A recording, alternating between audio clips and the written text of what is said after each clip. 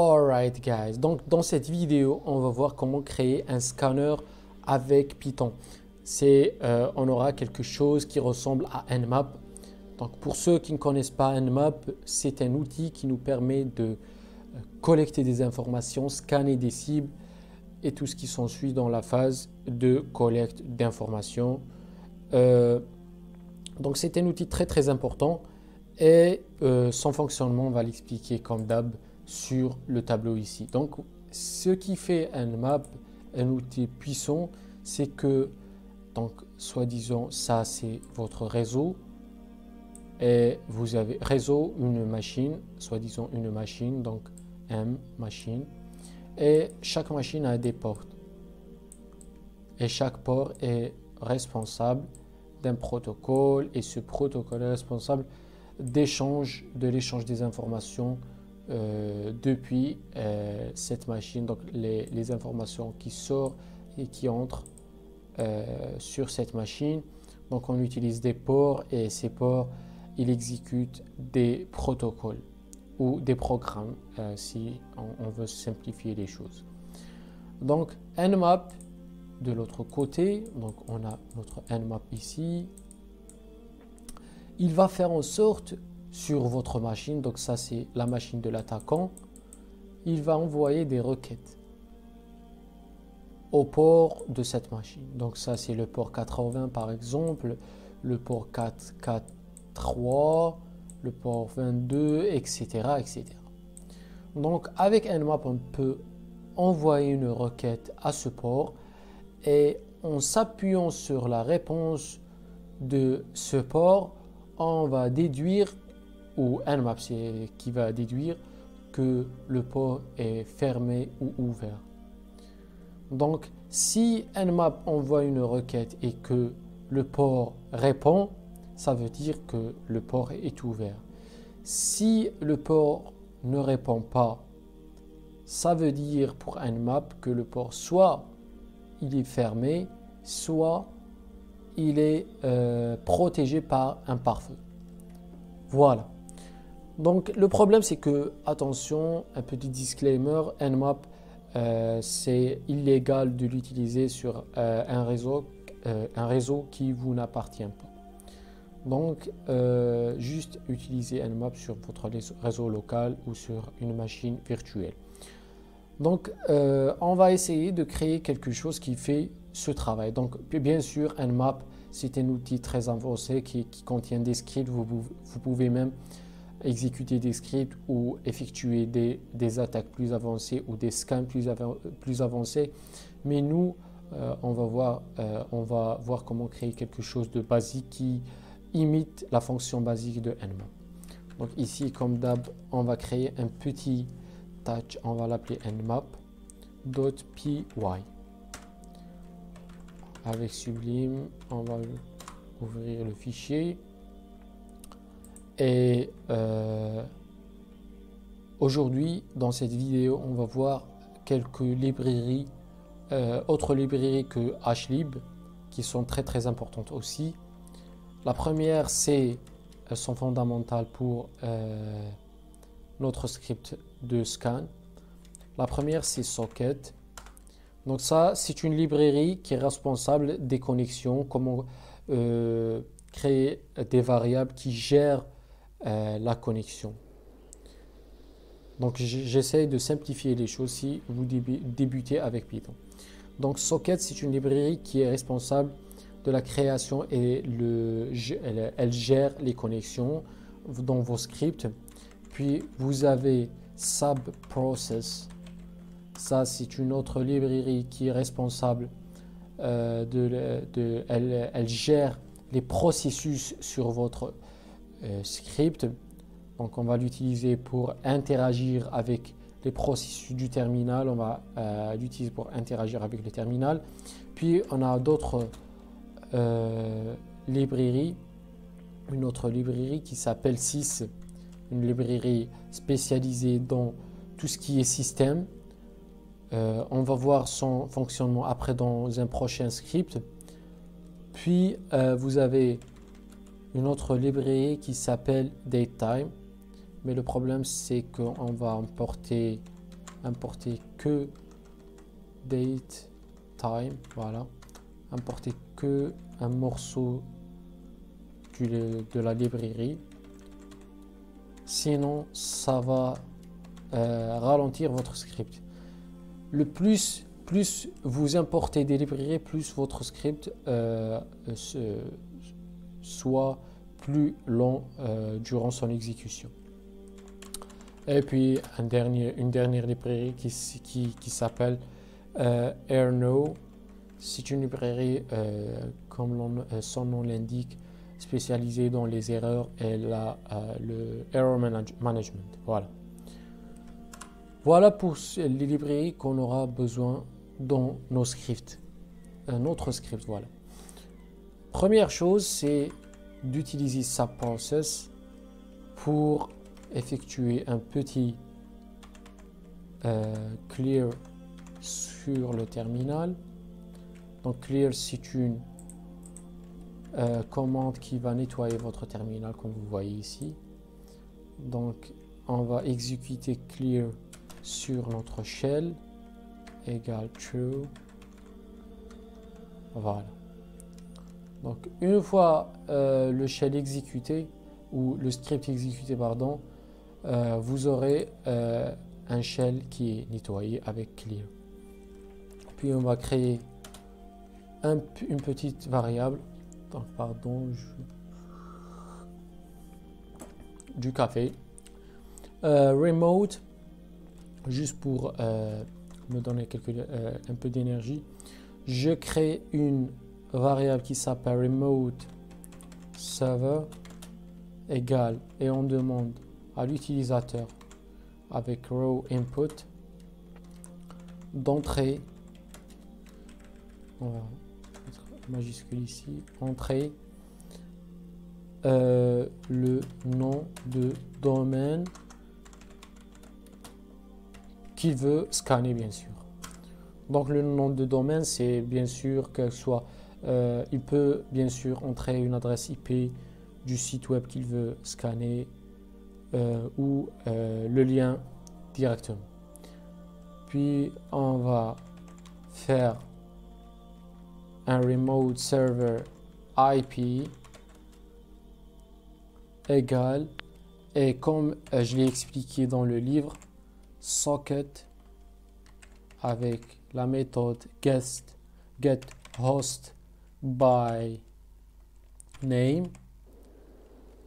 remote server. Voilà. Donc ça, ici, on demande à l'utilisateur d'entrer le nom de domaine, et puis avec cette variable, on traduit ce nom de domaine en adresse IP.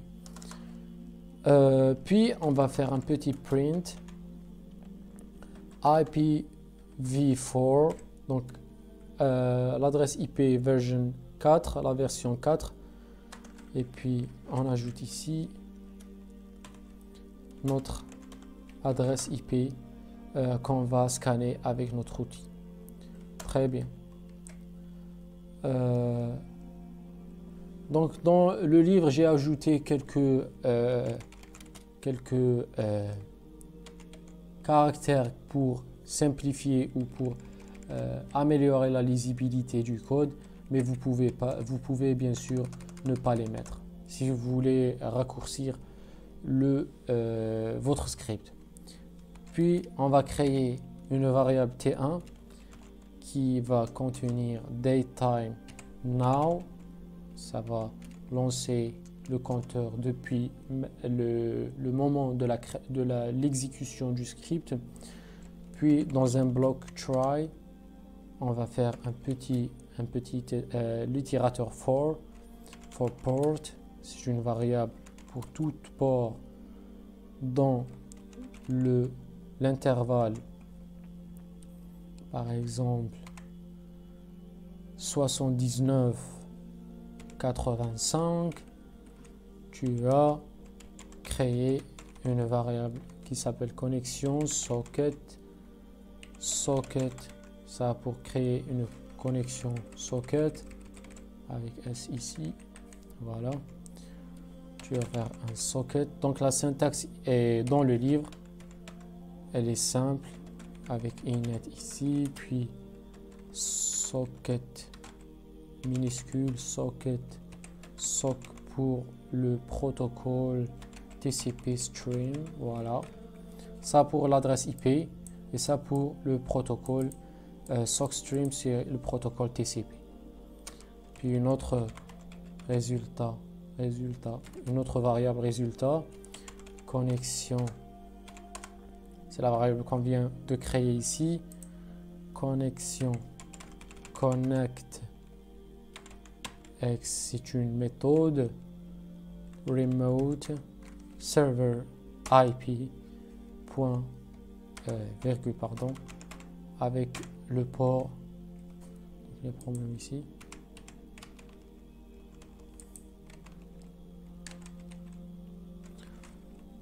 Donc j'ai le clavier qui déconne. On va rapidement le fixer. Voilà.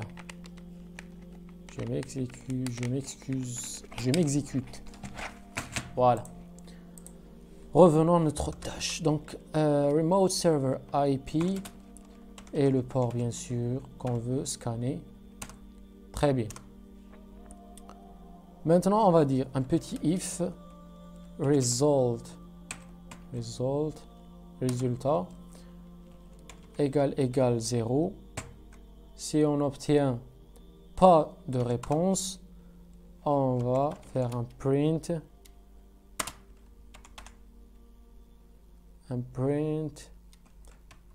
port ouvert et on mentionne le port ici. Format port. Voilà. Ici, le résultat égale 0, ça veut dire qu'on n'a pas eu d'erreur. Voilà. 0 erreur, ça veut dire que le port est ouvert. Le contraire, si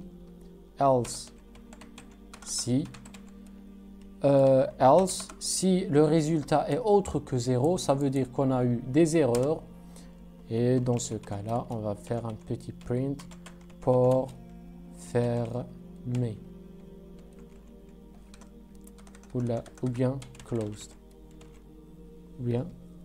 Voilà. Ici, on ajoute le port qui est fermé. Donc, je préfère utiliser l'anglais sur le français pour ne pas avoir des erreurs et laisser le code le plus facile possible. Très bien. Et dernière chose, connexion close pour fermer la connexion une fois la requête envoyée. Très bien. Juste là, normalement, ça marche très bien. Il y a autre chose qu'on peut aussi faire. Donc on va essayer avec ça d'abord. Donc Python nmap. On a une erreur sur line 32.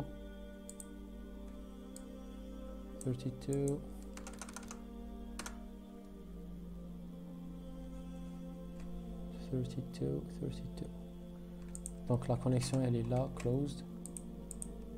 On réexécute. 28.